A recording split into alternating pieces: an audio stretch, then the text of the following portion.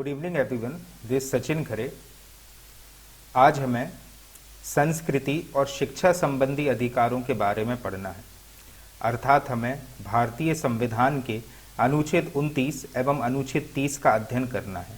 साथ ही साथ हम अनुच्छेद 31 के बारे में भी पढ़ेंगे, जिसमें संपत्ति का अधिकार था, जो कि अब निरसित कर दिया गया है।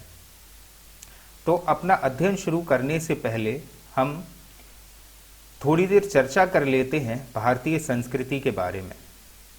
जैसा कि आप सब जानते हैं कि भारत एक विशाल देश है और यहाँ पर भौगोलिक विविधता विद्यमान है। भौगोलिक विविधता के कारण ही हमारे यहाँ विभिन्न प्रकार की जलवायु पाई जाती है। कहीं पर गर्मी है तो कहीं पर सर्दी है तो कहीं पर शीतोष्ण प्रकार की जलवायु विद्यमान है। इस प्रकार से या इस भौगोलिक विविधता के कारण ही भारतीय संस्कृति को खेतों में, खलिहानों में, जंगलों में, बस्तियों में, रेगिस्तानों में खेलने का मौका मिला।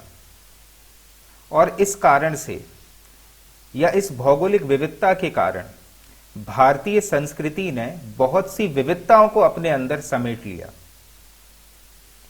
और इस प्रकार से संस्कृति के दो नए पहलू सामने आए, एक बाहरी पहलू और एक आंतरिक पहलू, जिसमें से सर्व प्रमुख है अनेकता में एकता।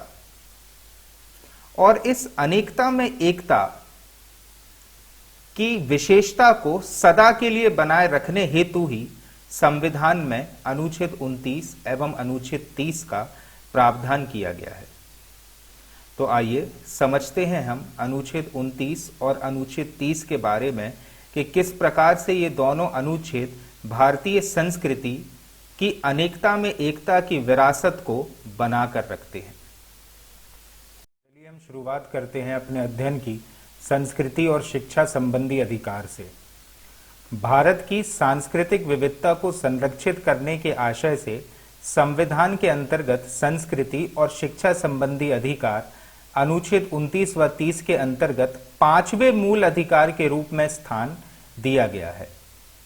जहां पर अनुच्छेद 29 के अंतर्गत अल्पसंख्यक वर्गों के हितों को संरक्षण प्रदान किया गया है, तो वहीं अनुच्छेद 30 अल्पसंख्यक वर्गों को शिक्षण संस्थाओं की स्थापना और प्रशासन का अधिकार प्रदान करता है। जैसा कि मैंने अभी इंट्रोडक्शन में बताया था कि भाषा, लिपि और संस्कृति को यहाँ पर संरक्षण मिल रहा है। उसी संरक्षण के उद्देश्य से ही ये अल्पसंख्यक वर्ग के लोग अपनी ही शिक्षण संस्थाओं की स्थापना कर सकते हैं, ताकि वे अपनी आने वाली पीढ़ी को अपनी भाषा, लिपि और संस्कृति का ज्ञान दे सकें।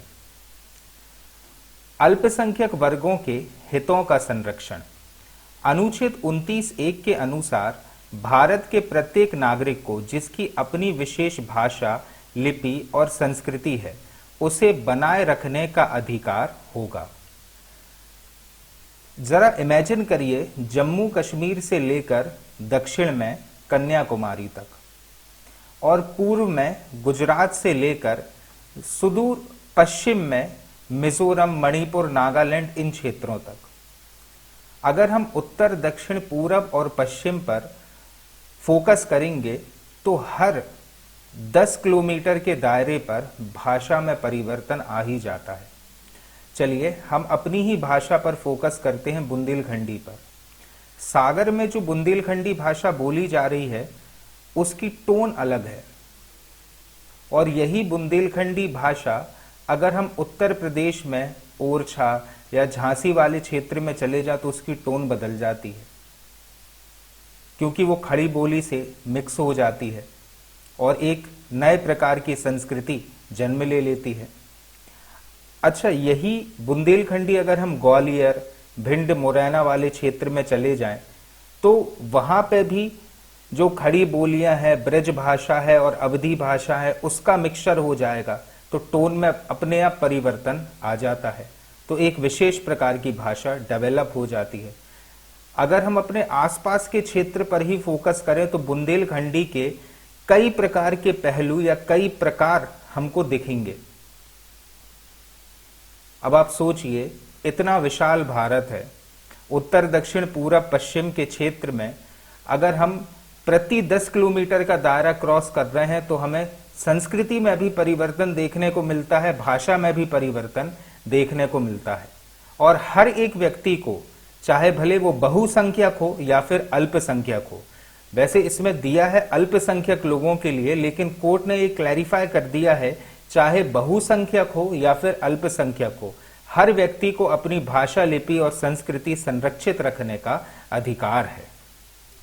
भारत के सुदूर अंचल में, सुदूर अंचल मतलब बिल्कुल इंटीरियर इलाकों में, अनेक आदिवासी जनजातियां बसती हैं जिनकी अपनी विशिष्ट भाषा, लिपि और संस्कृति है। इसकी सुरक्षा भारत की सांस्कृतिक विविधता को बनाए रखने के लिए आवश्यक है। जैसा कि मैंने अभी बताया था, भारत की विशेष या भारत की सांस्कृतिक विशेषता है कि हमारे यहाँ अनेकता में एकता विद्यमान है और इसे बनाए रखने के लिए ही ये अधिकार हमको दिए गए हैं। इसी उद्देश्य की पूर्ति के लिए ही ये उपबंध किए गए हैं। विभिन्न न्यायिक निर्णयों के अनुसार भाषा, लिपि और संस्कृति को संरक्षित करने का अधिकार नागरिकों के सभी वर्गों को है, चाहे वे फिर अल्पसंख्यक हो या फिर बहुसंख्यक। ये अधिकार सभी को प्राप्त है।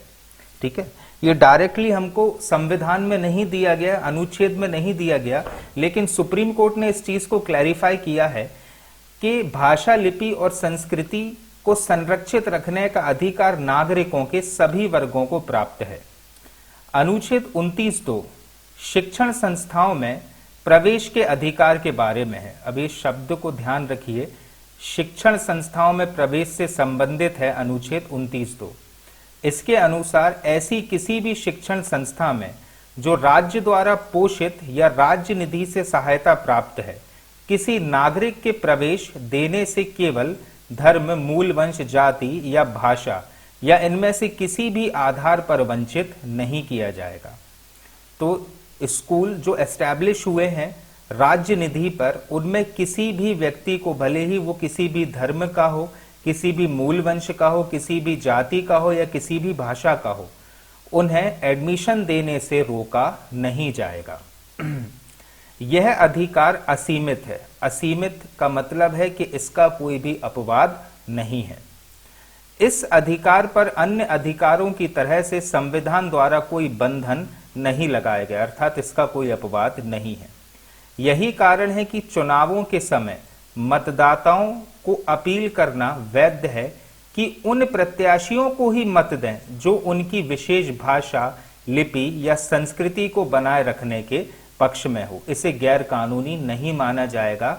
अगर कोई प्रत्याशी इस बात का दावा करता है कि उसी को वोट मिलना चाहिए क्योंकि वो उस वर्ग की भाषा, लिपि और संस्कृति को संरक्षित रख सकता है। अनुच्छेद 29 दोनों प्रकार के अल्पसंख्यकों को प्राप्त है, चाहे भले वे धार्मिक अल्पसंख्यक हो या भाषाई रूप से अल्पसंख्यक हो, दोनों को इस प्रकार की सुरक्षा दी गई है। हालांकि सुप्रीम कोर्ट ने व्यवस्था दी है कि इस अनुच्छेद की व्यवस्था केवल अल्पसंख्यकों के मामले में ही नहीं, जैसे सामान्यतः माना जाता है, क्योंकि भारत के प्रत्येक नागरिक शब्द का अभिप्राय अल्पसंख्यक एवं बहुसंख्यक दोनों से है। भारत का प्रत्येक नागरिक, को किसी बुक में आपको मिलेगा कि भारत का एक सेक्शन या सेक्शन ऑफ पीपल, तो इसका मतलब अल्पसंख्यक भी हो सकता है और बहुसंख्यक भी हो सकता है। तो ये भाषा, लिपि और संस्कृति को संरक्षित रखने का अधिकार अकेले अल्पसंख्यकों को ही नहीं है, बहुसंख्यक लोगों को भी यह अधिकार प्राप्त है। सुप्रीम कोर्ट ने यह व्यवस्था भी दी है कि भाषा की रक्षा में भाषा के संरक्षण हेतु आंदोलन करने का अधिकार भी सम्मिलित है। जैसे भारत है, विविधताओं का देश है, विभिन्न भाषाएं विद्यमान हैं, तो उस भाषा को संरक्षित करने के लिए व्यक्ति आंदोलन भी कर सकते हैं। अतः नागरिकों का एक अनुभाग, मतलब वही प्रत्येक नागरिक की भाषा के संरक्षण हेतु अगर राजनीतिक भाषण दिया गया है सिर्फ भाषा को संरक्षित करने के लिए, तो यह जन प्रतिनिधित्व अधिनियम 1951 का उल्लंघन नहीं माना जाता है। इस प्रकार से अनुच्छेद 29(1) और 29(2) भाषा, लिपि और संस्कृति को संरक्षित कर रहे हैं। तो अब नेक्स्ट टॉपिक पर चलते हैं अपन। शिक्षण संस्थानों की स्थापना और प्रशासन करने का अल्पसंख्यक वर्गों का अधिकार।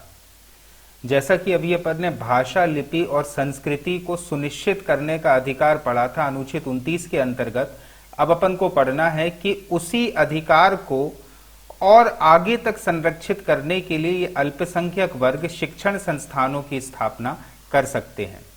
अनुच्छेद 29 अल्पसंख्यकों को जहां भाषा, लिपि और संस्कृति को संरक्षित करने का अधिकार प्रदान करता है, वहीं इस अधिकार के प्रयोग के लिए उन्हें अनुच्छेद 30(1) के अंतर्गत शिक्षण संस्थाएं स्थापित करने का अधिकार भी दिया गया है। और इन्हीं दोनों अनुच्छेदों को मिलाकर ही भारत में संस्कृति का संरक्षण होता है। इसके अनुसार भाषा या धर्म पर आधारित सभी अल्पसंख्यक वर्ग, मतलब यहां पर ध्यान रखने लायक बात क्या है कि भाषा और धर्म दोनों पर आधारित सभी अल्पसंख्यक वर्गों के अपनी रुचि की शिक्षण संस्थानों की स्थापना और प्रशासन का अधिकार होगा। सेंट जेवियर एक केस था। सेंट जेवियर कॉलेज अहमदाबाद बनाम गुजरात राज्य के बाद में कोर्ट के द्वारा कहा गया कि अल्पसंख्यक वर्ग को शिक्षण संस्थान के प्रशासन का अधिकार में कौन कौन सी चीजें आ जाएंगी। प्रशासन के अधिकार में प्रबंधन समिति के गठन का अधिकार, शिक्षण के माध्यम का अधिकार, विनिश्चित करने का तथा शैक्षणिक व प्रशासनिक नीति के निर्धारण का अधिकार भी शामिल होगा। तो ये सारी चीजें निर्धारित कर सकती है वो शिक्षण संस्थान। नेक्स्ट पॉइंट है अनुच्छेद 30(2) राज्य द्वारा शिक्षण संस्थाओं में विभेद का निषेध करता है। कैसे? इसके अनुसार राज्य किसी शिक्षण संस्था को सहायता देने में इस आधार पर भेदभाव नहीं करेगा कि वह किसी अल्पसंख्यक वर्ग के प्रबंधन में है। जैसे कि इस्लाम धर्म में मदरसे होते हैं जिसमें इस्लाम धर्म की शिक्षा दी जाती है और गवर्नमेंट भी उनको फंडिंग देती है, तो किसी भी प्रकार का भेदभाव यहाँ पर नहीं किया जाएगा कि वो किसी एक विशेष धर्म की अभिवृद्धि का कार्य कर रही है, क्योंकि अनुच्छेद 30 तो इसी बात का वर्णन करता है कि राज्य किसी शिक्षण संस्था को सहायता देने में इस आधार पर भेदभाव नहीं करेगा कि वह किसी अल्पसंख्यक वर्ग का प्रबंधन कर रहा है। और इस प्रकार से अनुच्छेद 30(1) अनुच्छेद 29(2) के अधीन है।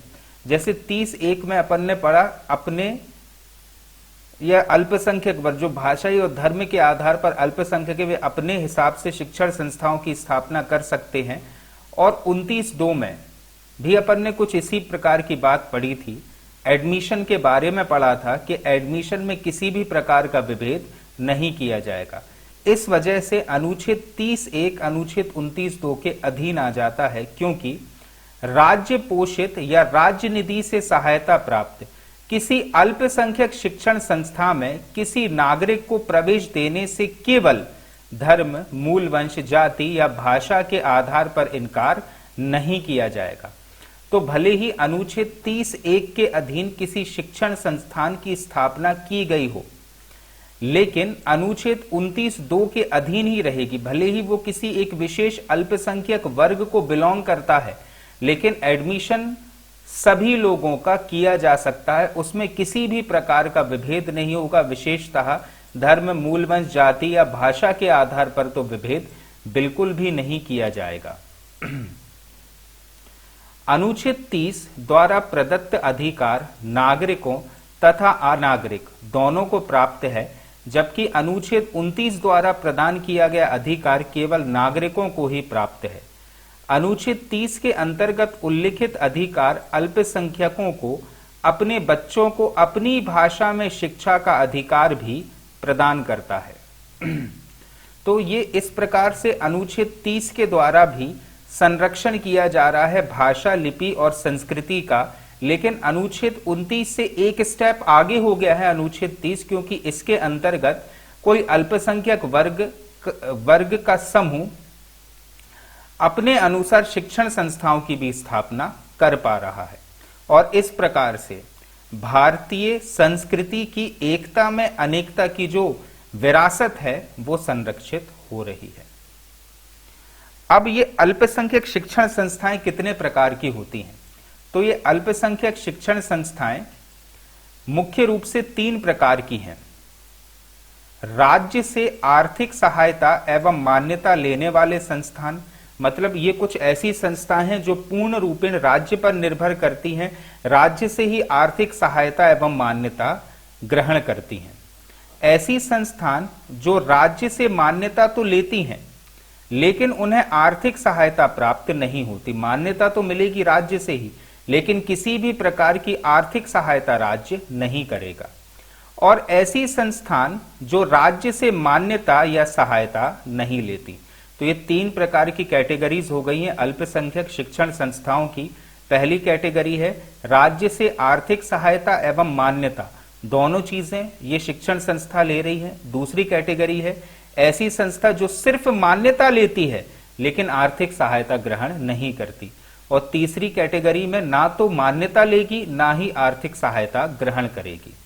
और इस प्रकार से पहले और दूसरे, मतलब एक में आर्थिक सहायता और मान्यता दोनों ले रही है वो शिक्षण संस्थान, और एक में सिर्फ मान्यता ले रही है। इसलिए पहले एवं दूसरे प्रकार की संस्थाओं में राज्य के अनुसार ही शिक्षण, स्टाफ, पाठ्यक्रम, शैक्षणिक मान्यता, अनुशासन, सफाई व्यवस्था होगी। जबकि जो तीसरे प्रकार की संस्थान है जो ना तो मान्यता ले रही है और ना ही आर्थिक सहायता ले रही है, उसमें तीसरे प्रकार की संस्थान में प्रशासनिक मामले में स्वतंत्र होगी, परंतु सामान्य कानून जैसे ठेका देना, श्रम कानून, औद्योगिक कानून, कर कानून, वो राज्य के ही अधीन जितने भी कानून है वो उसे मानना होंगे। तो इस प्रकार से 3 संस्थाएं हैं और तीनों के अलग अलग प्रकार के नियम बन जाते हैं यहां पर। ठीक है, तो इसको आप बहुत अच्छे से समझिए, नोट्स बनाइए और बार बार इनका मंथन करिए। इस लॉकडाउन के टाइम पे ही पूरे पॉलिटी खत्म कराना उद्देश्य है मेरा, और मैं प्रयासरत हूं इसके लिए। और मुझे लग रहा है कि आप लोग भी मेहनत कर रहे होंगे, तो प्लीज मेहनत करिए, इस टाइम को ऐसे फालतू वेस्ट मत करिए। ठीक है, अब हम नेक्स्ट टॉपिक पढ़ने जा रहे हैं। तो नेक्स्ट टॉपिक है हमारा संपत्ति का अधिकार, जो कि दिया गया था अनुच्छेद 31 में और अनुच्छेद 19(1)(4) में, जो कि अब समाप्त कर दिया गया है। तो आइए समझते हैं इस अधिकार को कि ऐसी कौन कौन सी परिस्थितियों ने जन्म लिया था कि संपत्ति के इस मौलिक अधिकार को समाप्त किया गया। मूल अधिकार के भाग 3 में 7 अधिकारों का उल्लेख था। जैसा कि हम पहले से जानते हैं कि 7 प्रकार के मौलिक अधिकार थे, परंतु संपत्ति का अधिकार अनुच्छेद 19(1)(4) में और अनुच्छेद 31 में वर्णित हुआ करता था। अनुच्छेद 19(1)(4) के अनुसार सभी नागरिकों को संपत्ति को प्राप्त करने, उसे बनाए रखने और बेचने का अधिकार था, जबकि अनुच्छेद 31 के अनुसार किसी व्यक्ति को विधि के अधिकार के बिना संपत्ति से वंचित नहीं किया जा सकता था। अब यहां पर डिफरेंस देख लीजिए आप संपत्ति के अधिकार में, जो 2 अनुच्छेदों में वर्णित था। एक था अनुच्छेद 19(1)(4) जिसमें सभी नागरिकों को संपत्ति को प्राप्त करने, उसे बनाए रखने एवं उसे बेचने का अधिकार दिया गया था, जबकि अनुच्छेद 31 में यह प्रावधान था कि किसी भी व्यक्ति को विधि के अधिकार के बिना संपत्ति से वंचित नहीं किया जा सकता। संविधान लागू होने के बाद मूल अधिकारों में सबसे अधिक विवाद संपत्ति के संबंध में रहा है और इस अधिकार को लेकर अनेक संवैधानिक मामले न्यायालय में उठाए गए। होता क्या था, आप 2 मिनट इमेजिन करके देखिए कि देश आजाद हुआ और आजादी के पहले और बाद में बहुत सी भूमि जमींदारों के पास थी और ये जमींदारों का चुनाव किसने किया था? अंग्रेजों ने। और ये जमींदार की विरासत रही थी ये भूमि। अंग्रेजों ने इस भूमि का अधिग्रहण करके जमींदारों को कर वसूली करने का अधिकार दिया था।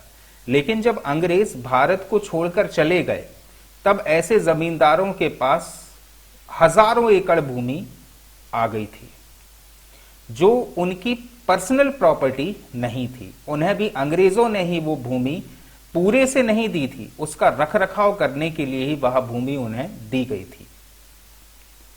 अब अगर सरकार को, मतलब जब ये संपत्ति का अधिकार एक मौलिक अधिकार था, अगर सरकार को किसी की कृषि वाली जमीन से एक हाईवे निकालना है और सरकार उसको मुआवजा भी दे रही है, तो भी व्यक्ति कोर्ट को अप्रोच कर लेता था, क्योंकि उसके पास संपत्ति को बनाए रखने का अधिकार था और कोर्ट से स्टे ले आता था। और इस कारण से किसी भी प्रकार के जन कल्याणकारी काम में अच्छा खासा अवरोध उत्पन्न हो रहा था और सरकार जन कल्याणकारी कार्य नहीं कर पा रही थी। इसीलिए यह आवश्यक था कि जन कल्याण के उद्देश्य से अगर सरकार को किसी की प्रॉपर्टी चाहिए है तो सरकार ले सके। यहां से शुरुआत होती है संपत्ति के इस अधिकार को समाप्त करने के कारणों की। कालांतर में 44वें संविधान संशोधन अधिनियम 1978 द्वारा अनुच्छेद 19(1)(4) और अनुच्छेद 31 को भाग 3 से हटाकर एक नया अनुच्छेद 300 का बनाया गया, जिससे मौलिक अधिकार समाप्त हो गया और यह एक कानूनी अधिकार बन गया। मतलब ये जो संपत्ति का अधिकार है, जो पहले एक मौलिक अधिकार हुआ करता था, परंतु 44वें संविधान संशोधन अधिनियम 1978 के माध्यम से इसे अनुच्छेद 19(1)(4) से एवं अनुच्छेद 31 से निकालकर एक नया अनुच्छेद 300 का में शामिल करके एक कानूनी अधिकार बना दिया गया। मतलब कानून का निर्माण करके व्यक्ति की निजी संपत्ति को हथियाया जा सकता है और सरकार इस प्रकार का कार्य कर सकती है। संपत्ति के इस आमूल परिवर्तन का एक लंबा इतिहास है जिसे हम समझते हैं। सबसे पहला पॉइंट है, संविधान लागू होने के तुरंत बाद विभिन्न राज्यों में पारित किए गए भूमि सुधार संबंधी कानून, विशेषकर जमींदारी उन्मूलन कानूनों की संवैधानिकता को चुनौती दी गई। जैसा कि मैंने अभी बताया था कि देश के आजाद होने के बाद बहुत सी भूमि इन जमींदारों के पास थी और विभिन्न राज्यों ने भूमि सुधार संबंधी कानून पारित किए, जिसमें इन जमींदारों से भूमि का अधिग्रहण करके उसे जन कल्याणकारी कार्यों में लगाना उद्देश्य था सरकार का।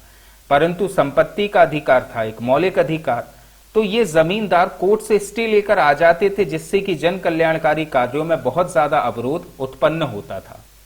यह आपत्ति उठाई गई कि राज्य नागरिकों के मूल अधिकारों का अतिक्रमण कर रहा है, क्योंकि संपत्ति का अधिकार एक मौलिक अधिकार था।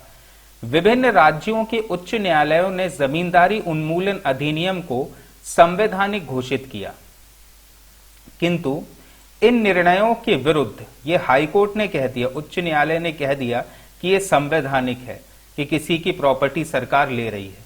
अब हाईकोर्ट के अगेंस्ट में ये जमींदार चले गए सुप्रीम कोर्ट में, किंतु इन निर्णयों के विरुद्ध जमींदारों ने सर्वोच्च न्यायालय में अपील की। इस अवसर पर संसद ने तत्कालीन परिस्थितियों को दृष्टिगत रखते हुए अनुच्छेद 31 में आवश्यक संशोधन करने का निश्चय लिया। तो ये कवायद थी सबसे पहले कि सरकार भूमि सुधार करने के लिए कानून लेकर आती थी, लेकिन ये जमींदार उसके विरुद्ध कोर्ट चले जाते थे और वहां से जाकर स्टे ले आते थे, क्योंकि ये इनका मौलिक अधिकार था। इसलिए जन कल्याणकारी कार्यों में बहुत ज्यादा अवरोध उत्पन्न हो रहा था। संविधान के प्रथम संशोधन, जिससे 9वीं अनुसूची जोड़ी गई थी, उसमें एक और प्रावधान था।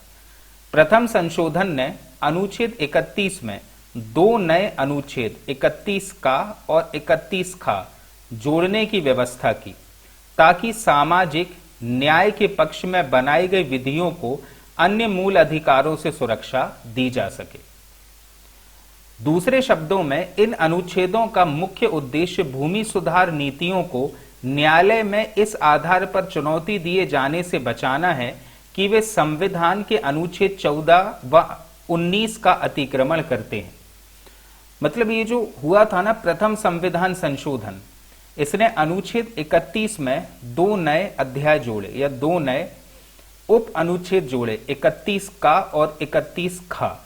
अब इन दोनों खंडों को जोड़कर हुआ क्या, तो इसको जोड़ने की व्यवस्था की गई ताकि सामाजिक न्याय के पक्ष में बनाई गई विधियों को अन्य मूल अधिकारों से सुरक्षा दी जा सके। सामाजिक न्याय आखिर है क्या?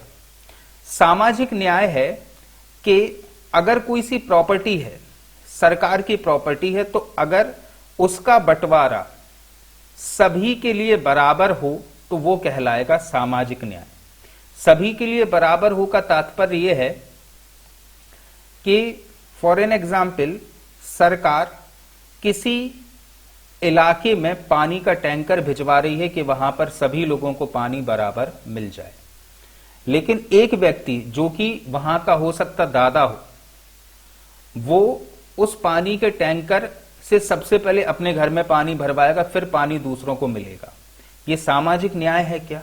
नहीं है। सामाजिक न्याय कि सब लोग बारी बारी उस टैंकर से पानी ले लें। तो इसी जन कल्याण या सामाजिक न्याय के उद्देश्य से ही सरकार बनाती गई कानून, लेकिन ये जमींदार, क्योंकि मौलिक अधिकार था संपत्ति का अधिकार, कोर्ट से जाकर स्टे ले आते थे। अब जब ये लोग कोर्ट से जाकर स्टे लेकर आ रहे हैं बार बार, तो सरकार इस प्रकार के सामाजिक न्याय लागू नहीं करवा पा रही थी। इसीलिए प्रावधान किया गया अनुच्छेद 31 का और 31 खा का, जिससे कि सामाजिक न्याय के कार्यों में दूसरे मौलिक अधिकार जो कि अनुच्छेद 14 में है, विधि के समक्ष समता एवं विधियों का समान संरक्षण, और अनुच्छेद 19 में है स्वतंत्रता के अधिकार, जिसमें अनुच्छेद 19(1)(चा) में संपत्ति का अधिकार की स्वतंत्रता आ जाती है, उसके कारण इनको स्टे मिल जाता था। इसलिए अनुच्छेद 31 का और 31 खा का प्रावधान किया गया। अब अनुच्छेद 31 का क्या कहता है? अनुच्छेद 31 का उद्देश्य जमींदारी उन्मूलन करने के लिए पारित विधियों की विविधता को न्यायालय में चुनौती दिए जाने से संरक्षण प्रदान करता है। मतलब सरकार अगर इस जमींदारी उन्मूलन के लिए कोई सा कानून बना रही है, तो उस कानून को बनाए रखने का प्रावधान करता है अनुच्छेद 31 खा, कि ऐसे कानूनों को न्यायालय में चुनौती नहीं दी जा सकती। इसके अंतर्गत राज्य द्वारा संपदाओं आदि के अर्जन के लिए बनाए गए कानून को इस आधार पर चुनौती नहीं दी जा सकती है कि वे अनुच्छेद 14 व 19 से असंगत हैं या उन्हें न्यून करते हैं। अतः अब अनुच्छेद 31 का के तहत अगर सरकार इस जमींदारी की व्यवस्था को समाप्त करने के लिए कोई सा कानून बना रही है, तो उस कानून को न्यायालय में इस आधार पर चुनौती नहीं दी जाएगी कि वे अनुच्छेद 14 और अनुच्छेद 19 का उल्लंघन कर रहे हैं। अनुच्छेद 31 खा क्या प्रावधान करता है? यह प्रावधान करता है कि 9वीं अनुसूची में शामिल कानूनों और नियमों को इस आधार पर शून्य नहीं समझा जाएगा कि वे मूल अधिकारों से असंगत है या उन्हें छीन लेते हैं या न्यून करते हैं। वस्तुतः इस अनुच्छेद का उद्देश्य यह था कि जमींदारी उन्मूलन संबंधी नियमों को मूल अधिकारों द्वारा प्रदान किए गए संरक्षणों से मुक्त रखना तथा न्यायपालिका के हस्तक्षेप से उन्हें बचाना था।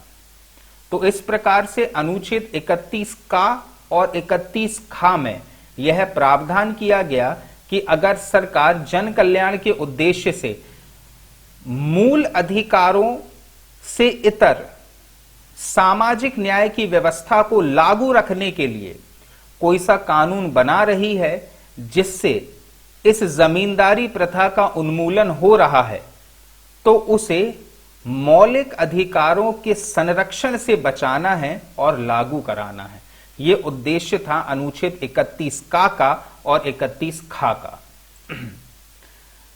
आगे चलकर 25वें संविधान संशोधन अधिनियम 1971 द्वारा अनुच्छेद 31 गा जोड़ा गया।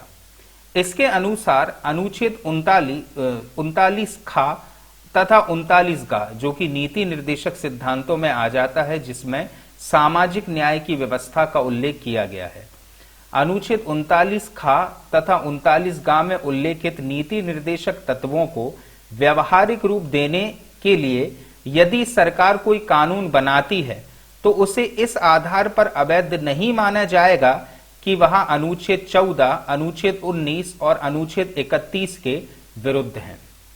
तो समझिए आप फिर से, अनुच्छेद 31 का और खा इसीलिए जोड़ा गया था ताकि सामाजिक न्याय की संबंध में जो कानून बनाए जा रहे हैं वे लागू किए जाएं, जबकि 25वें संविधान संशोधन के द्वारा अनुच्छेद 31 का जोड़ने का उद्देश्य यह था कि जो हमारे नीति निर्देशक सिद्धांतों में आता है अनुच्छेद 39 खा और 39 गा में जो नीति निर्देशक सिद्धांत दिए गए हैं, उन सिद्धांतों को लागू करने के लिए अगर सरकार कोई सा कानून बना रही है तो उसे अनुच्छेद 14, अनुच्छेद 19 और अनुच्छेद 31 का उल्लंघन ना माना जाए। इसीलिए अब अनुच्छेद 31 में 3 खंड जोड़ दिए, 31 का, 31 खा और 31 का, और तीनों का उद्देश्य था सामाजिक न्याय की व्यवस्था को लागू करना। संविधान के 42वें संविधान संशोधन अधिनियम 1976 द्वारा अनुच्छेद 31 गा में संशोधन करके इसके क्षेत्र को विस्तृत कर दिया गया। इसके तहत संविधान के भाग 4 अर्थात नीति निर्देशक सिद्धांत में उल्लेखित किसी भी सिद्धांत को लागू करने हेतु बनाए गए किसी भी कानून को इस आधार पर चुनौती नहीं दी जा सकती कि उससे किसी मूल अधिकार का अतिक्रमण हो रहा है। अब आप समझिए, जो 25वां संविधान संशोधन था उससे 31 गा जोड़ा गया, जिसमें सिर्फ नीति निर्देशक सिद्धांत के 2 ही अनुच्छेदों का प्रावधान था, अनुच्छेद 39 खा और अनुच्छेद 39 गा, कि इन दोनों को लागू करने के लिए अगर सरकार कोई सा कानून बना रही है तो उसे अनुच्छेद 14, 19 और 31 के विरुद्ध नहीं माना जा सकता। जबकि 42वें संविधान संशोधन से अनुच्छेद 31 गा का दायरा और व्यापक कर दिया। जो पहले अनुच्छेद 39 खा और गा तक सीमित था, अब उसे सभी नीति निर्देशक सिद्धांतों में शामिल कर दिया कि सभी प्रकार के नीति निर्देशक सिद्धांतों को लागू करने के लिए अगर सरकार कोई सा कानून बना रही है तो उसे इस आधार पर या उस कानून को इस आधार पर चुनौती नहीं दी जा सकती कि उससे मूल अधिकारों का अतिक्रमण हो रहा है।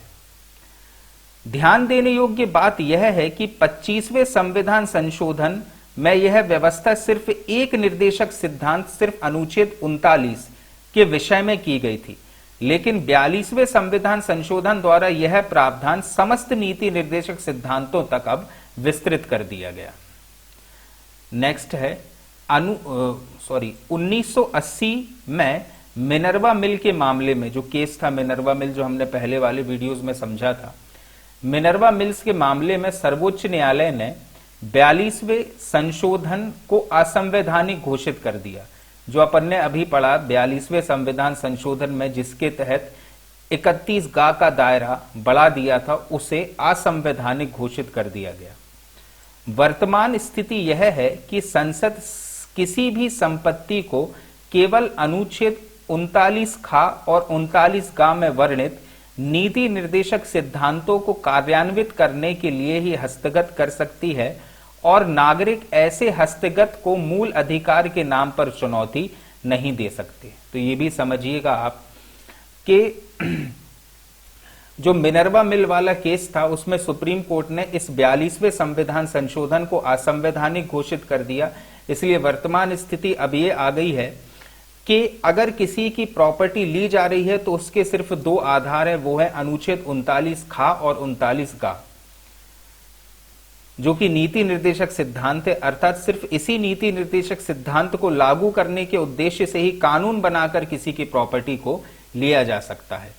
अनुच्छेद 31 में संशोधन करके संपत्ति के अधिकार को सीमित करने के निरंतर प्रयत्नों के बाद भी संपत्ति के अधिकार को आर्थिक समानता स्थापित करने में बाधक महसूस किया गया और अंततः 1978 में किए गए 44वें संविधान संशोधन के द्वारा अनुच्छेद 31 को भाग 3 से निकालकर एक विधिक अधिकार बना दिया और इसे 300 का में शामिल कर दिया गया।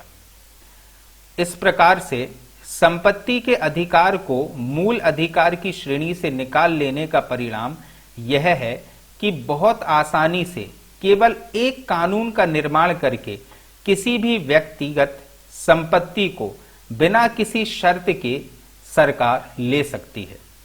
इसका अर्थ यह हुआ कि व्यक्तिगत संपत्ति के संबंध में न्यायालय का क्षेत्र अधिकार अत्यधिक सीमित कर दिया गया है और वह पूर्णतः सरकार की दया पात्र पर बन गया है। मतलब सरकार चाहे तो किसी की भी निजी संपत्ति को ले सकती है और इसमें न्यायालय का दायरा काफी सीमित हो गया है 44वें संविधान संशोधन के बाद। नागरिकों के पास अपनी संपत्ति को सुरक्षित रखने का कोई साधन नहीं होगा क्योंकि वह न्यायालय में उस कानून के औचित्य को मूल अधिकार के आधार पर चुनौती नहीं दे सकते। वर्तमान में अनुच्छेद 31 का, 31 खा और 31 गा को संविधान में बनाए रखा गया है। इन अनुच्छेदों में कुछ परिस्थितियों में सरकार द्वारा व्यक्तिगत संपत्ति को हस्तगत करने वाले कानूनों को अनुच्छेद 14 व 19 की परिधि से मुक्त करने का प्रावधान किया गया है। तो वर्तमान में 31 का, खा और गा लागू है, परंतु 31 गा का जो दायरा सभी नीति निर्देशक सिद्धांतों पर लागू होता था 42वें संविधान संशोधन के तहत, उसे अब समाप्त कर दिया गया है और न्यायालय की भूमिका यहां पर सीमित कर दी है संसद ने, क्योंकि अब संपत्ति का अधिकार एक मूल अधिकार की श्रेणी में नहीं आता है। तो इसको समझिएगा, ध्यान से नोट्स बनाइएगा और अध्ययन करिएगा। आज के वीडियो में इतना ही। Thank you.